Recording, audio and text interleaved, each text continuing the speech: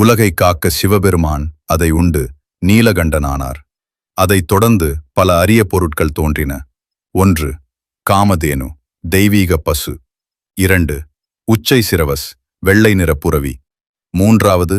ஐராவதம், வெள்ளை யானை. 4. கௌஸ்துபமணி, விஷ்ணுவின் மார்பில் இருக்கும் ரத்தினம். 5. மகாலட்சுமி, செல்வத்தின் தேவியாகத் தோன்றி விஷ்ணுவை மணந்தாள்.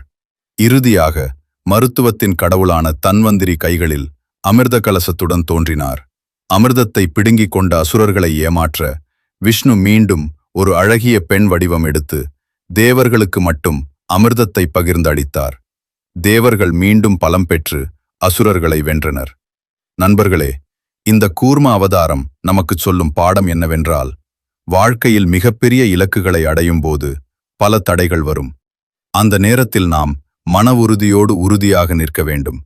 கூர்ம பகவான் எப்படி ஆதாரமாக நின்றாரோ அப்படியே இறைவனும் நமக்கு துணை இருப்பார். இந்த வீடியோ உங்களுக்கு பிடிச்சிருந்தா லைக் பண்ணுங்க, ஷேர் பண்ணுங்க, காமெண்ட் பண்ணுங்க. ஆன்மீக தகவல்களை தெரிந்து கொள்ள ஸ்ரீ அனிமேஷன் ஸ்டோரிக்கு சப்ஸ்கிரைப் பண்ணுங்க.